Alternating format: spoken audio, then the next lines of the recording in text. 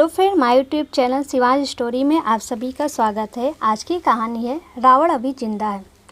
गरीब भोला गांव की बंजर जमीन छोड़ परिवार सहित रोजी रोटी की तलाश में शहर की ओर कूच करता है। पत्नी शीला और 3 मासूम बच्चों के साथ वो मुंबई जैसे बड़े शहर में चला आता है, जहाँ उसे अपने सपनों का साकार करना है।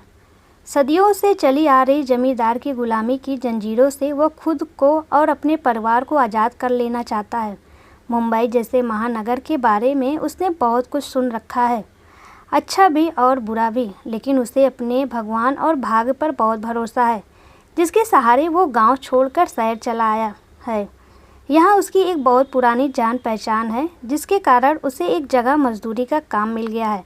वो बहुत खुश है, परंतु इतने बड़े शहर में अकेले कमाने वाले का गुजारा बहुत मुश्किल से हो पाता है। इसलिए उसके मित्र की सलाह पर ही शीला को भी ठेकेदार मजदूरी का काम दे देता है। बच्चों के स्कूल में भी अभी वक्त लगेगा, इसलिए पास की कूलर बनाने वाली फैक्ट्री में उन तीनों को उनकी उम्र के हिसाब से काम पर रख दिया गया। लगभग 1 महीना बीतने को आया।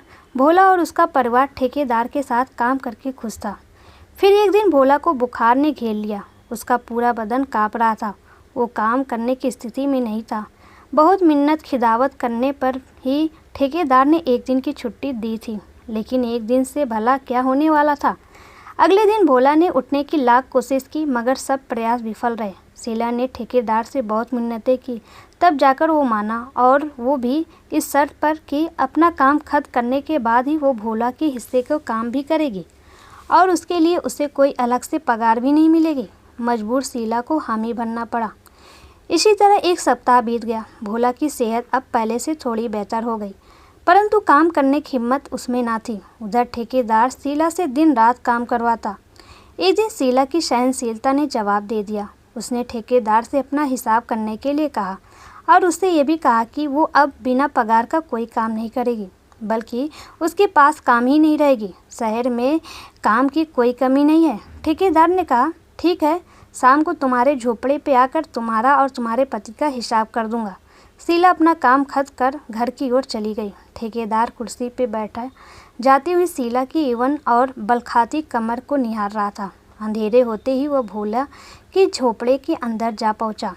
उसने भोला से बहुत ही प्रेम पूर्वक उसका हालचाल पूछा और शीला के गुस्से को भी शांत किया। दिन में उसे ए या चिल्ला कर शीला संबोधित करने वाला इस व्यक्ति बड़े ही प्यार से उसे भाभी कहकर संबोधित कर रहा था। शीला भी उसके इस व्यवहार से बहुत हैरान थी। जाने से पहले ठेकेदार काम पर आने के बारे में भोला से कहता है, तो भोला ने न चाहते हुए भी अगले दिन आने का वादा करता है। हालांकि उसकी पत्नी और बच्चे इस बात से सहमत नहीं, फिर भी भोला ठेकेदार से प्रसन्न हो उसके पैर छूता है। यह देख ठेकेदार उसके पास बैठते हुए बड़े प्यार से उसे एक पुड़िया निकाल कर देता है और कहता है, ये दवा मैं खास तौर पर तुम्हारे लिए लाया हूँ, इसे खाकर तुम कल सुबह तक ठीक हो जाओगे। भोला हैरान होकर उसे देखता है और हाथ में रखी पुड़िया को उलट पुलट कर देखता है, और फिर धीरे से पूछता है, ये कौन सी दवा है और कितने की है। अगले दिन भोला ने सचमुच एक नई ऊर्जा थी। उसका बुखार और थकावट सब खत्म हो चुका था।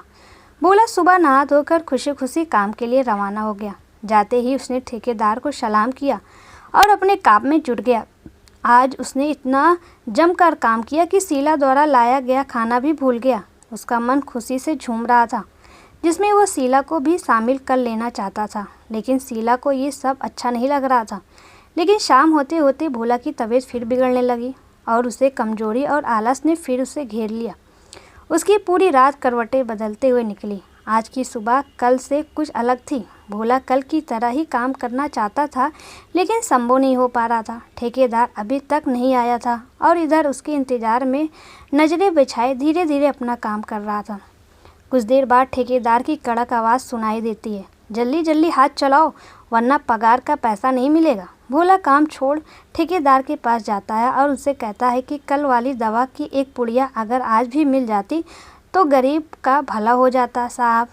ठेकेदार उसकी आंखों में देखकर धीरे से मुस्कुराया और कहने लगा, देखो भोला, इस महंगाई के ज़माने भी हम तुम्हारी मदद केवल इसलिए कर रहे हैं क्योंकि तुम अच्छे आदमी हो। इस बीच भोला बड़ी विनम्रता से उसे देखता रहता है। ठेकेदार अपनी बात जारी रखते हुए कहता है, फिर न जाने तुम्हारी पत्नी, मेरा मतलब है शीला भाभी, मुझसे खफा रहती हैं। फिर चटुलता से कहता है, अब काम का मामला है, थोड़ा बहुत तो ऊपर नीचे करना ही पड़ता है, अब इसमें बुरा मानने की क्या बात है। अपनी बात पूरी करते ही पुड़िया उसके हाथ में थमा देता है। पुड़िया लेकर भोला खुश होते हुए कहता है, नादान है, थोड़ी सरफिरी है साहब, मैं उसे समझाऊंगा, समझ जाइए, आप नाराज न हो।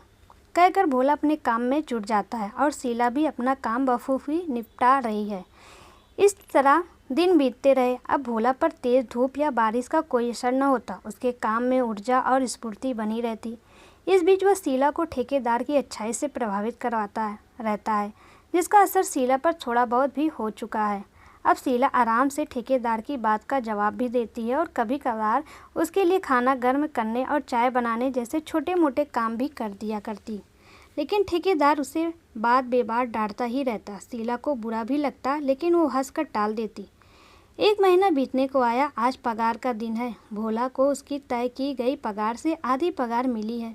भोला ने हैरान होकर प्रश्न भरी नज़रों से ठेकेदार की ओर देखा तो ठेकेदार ने कहा कि ये जो रोज़ की पीड़िया तुम खाते हो, उसके पैसे मैं थोड़ा ही भरूंगा। ये तो तुम्हारी दवा है, तुम्हें को खरीदनी है। क्या क्या नहीं सोचा था।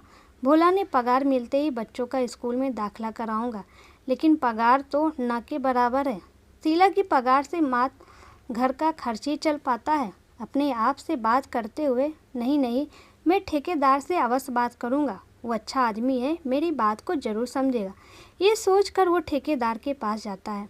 ठेकेदार उसकी समस्या को सुनकर भी अनसुना करते हुए कहता है कि क्या करेगा, बच्चों को पढ़ाकर कोई नौकरी तो मिलने वाली नहीं है। काम तो अंत में अपने ये 2 हाथों की कमाई ही आनी है। जिस तरह तुम जी रहे हो वो भी जी लेगा, इसलिए ज़्यादा फिक्र करने की ज़रूरत नहीं है। लेकिन भोला अपने बच्चों का वास्ता देकर कहता है कि आपके द्वारा दिए गए एक एक पैसा मैं चुकता कर दूंगा, बस मेरे बेटे का एडमिशन स्कूल में करवा दीजिए। ठेकेदार उसकी बात सुनकर कुछ सोच में पड़ जाता है और जल्द ही कुछ करने का आश्वासन देता है। अगले दिन ठेकेदार भोला को अपने पास बुलाता है और कहता है कि मैं रुपए तो तुम्हें उधार दे दूं, लेकिन सोच रहा हूँ कि वापस चुकाने में तुम्हें बहुत मशक्क़त करनी पड़ेगी। भोला हाथ जोड़कर कहता है, कोई बात नहीं साहब, मैं मरते दम तक करता रहूँगा और आपकी उधारी चुकता कर दूँगा, बस मेरे महेश का स्कूल में दाखिला हो जाए। आप कहें तो मैं अलग से और काम करने को भी तैयार हूँ। भोला ने लगभग हाथ जोड़ते हुए कहा, अरे नहीं रे भोला, तुम कितना काम करोगे। हाँ, एक काम हो सकता है, तुम शीला से कहो शाम को मेरे घर पर खाना बनाना तथा कुछ अन्य छोटे मोटे काम कर दिया करे। बदले में मैं तुम लोगों की मदद कर दिया करूँगा और दवाई तो तुम ले ही रहे हो। ठीक है। आश्वस्त होकर भोला घर की तरफ चल दिया और वहाँ पहुँचकर सारी बात शीला को बता दी। पहले तो शीला का मन नहीं माना, लेकिन फिर महेश का सोचकर उसने ये काम स्वीकार कर लिया। अब हर रोज़ शीला दिन में मजदूरी और शाम को ठेकेदार के यहाँ काम करती। रात के 11-12 बजे थक कर घर आती और सो जाती। उधर ठेकेदार हर वक्त उसे अपने जाल में फंसाने की तरकीबें ढूंढता रहता कि एक दिन उसे ये मौका मिल ही गया। उस रात शाम से ही गहरे बादल घिर आए थे। ठंडी हवाओं ने वातावरण को सुहाना बना दिया था। बादलों के बरसने का अनुमान था। मौसम को देखते हुए शीला ठेकेदार के घर का काम जल्दी से निपटा कर जल्दी से वापस चले जाना चाहती थी कि दरवाजे पर दस्तक हुई। दरवाज़ा खुलते ही सामने ठेकेदार खड़ा था, वो भी नशे में मस्त। उसकी आंखों में लाल डोरे चमक रहे थे। शीला उसे वहीं दरवाजे पर छोड़ किचन की तरफ बढ़ गई। ठेकेदार अंदर आ गया और सोफे पर बैठ गया। बाहर बारिश का शोर होने लगा था। शीला काम छोड़ खिड़की के पास आकर बाहर का जायजा लेने लगी। बाहर चमकती हुई भयावह बिजली के साथ शहर की बिजली भी गुल हो गई। वो किचन में रोशनी करने के लिए मोमबत्ती ढूंढने लगी कि अचानक अपने पास उसने ठेकेदार को महसूस किया। वो घबराकर 2 कदम पीछे हट गई। ठेकेदार ने उसे अपनी बाहों के घेरे में मेकिस लिया। शीला ने लगभग विनती वाले अंदाज में कहा, जाने दीजिए साहब, हम गरीब लोग अपनी इज्जत नहीं बेचते। तो मैं कौन सा तुम्हें तुम्हारी इज्जत के पैसे दे रहा हूँ। शीला रोने लगी। अरे आप रोने लगी? अरे भाई, औरतों का रोना हम अच्छा नहीं लगता। लो, हमने तुम्हें छोड़ दिया। चलिए अब 2 कप चाय बनाइए, एक हमारे लिए और एक अपने लिए। उसके छोड़ देने से शीला ने राहत की सांस ली और उसके लिए चाय बनाने लगी। चाय 2 कप बनाना, ये मत कहना कि आप नहीं पीती। इतनी मूसलाधार बारिश में कौन ऐसा शख्स होगा जिसे चाय अच्छी न लगा। हाँ, अगर ऐसे में कोई चेयर्स हमदम मिल जाए तो बात ही कुछ और होगी। इतना कहकर वो ड्राइंग रूम में बैठकर चाय का इंतज़ार करने लगा। कुछ देर बाद शीला चाय बनाकर ले आई। अरे, इसके साथ कंटेनर में रखे बिस्किट भी ले आती तो अच्छा होता। शीला चाय वहीं रख कर किचन से बिस्किट लाती है। ठेकेदार की चाय टेबल पर रख कर वहीं पास में नीचे बैठकर वो कप उठा लेती है जो पहले से ही टेबल के एक कोने पर उसके लिए रख दिया गया था।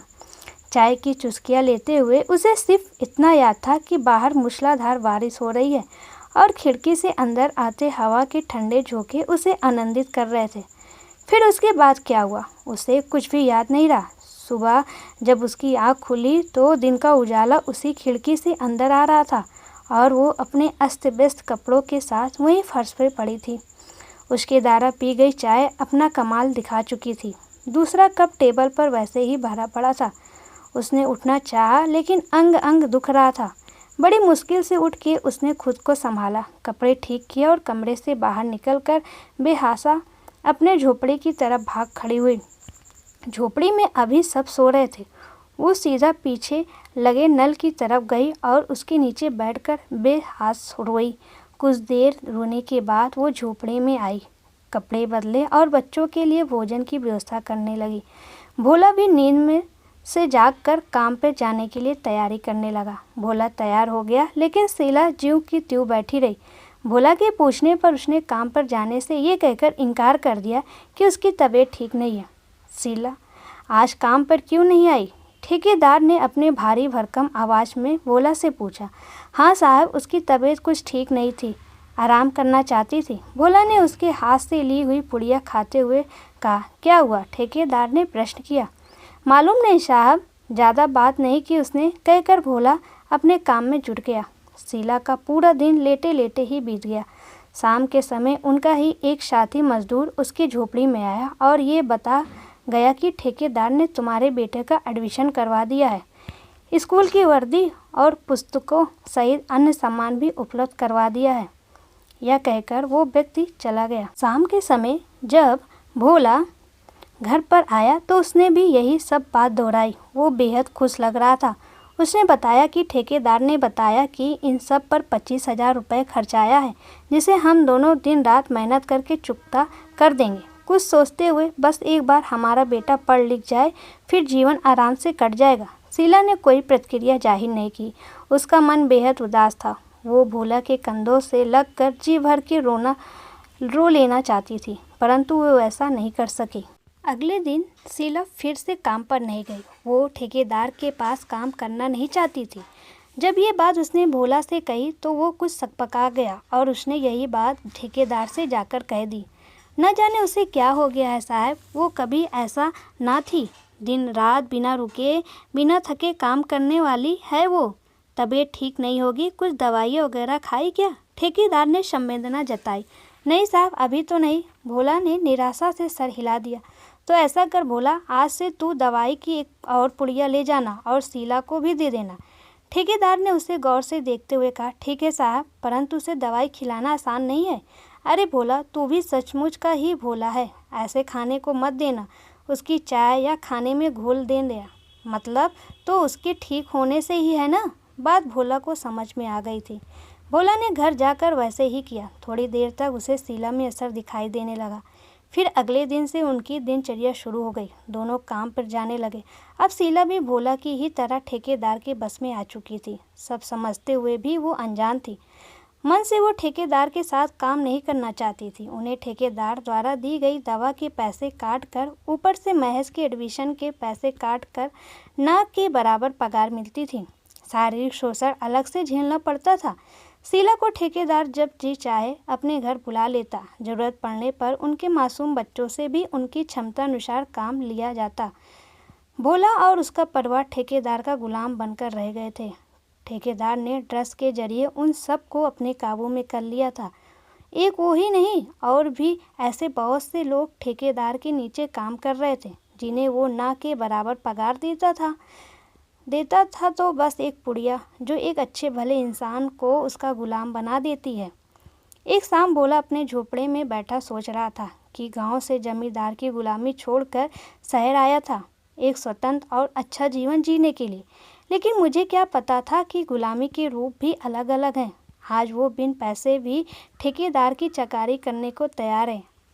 आज विजयदशमी के दिन भी वो अपने बच्चों को नए नए कपड़े और खिलौने लेकर नहीं दे पाया। बाहर पटाखों के फूटने की आवाज़ आ रही है। उसका छोटा बेटा भागता हुआ अंदर आता है और कहता है, माँ बाबा चलो ना बाहर, देखो रावण जल रहा है, रावण मर रहा है।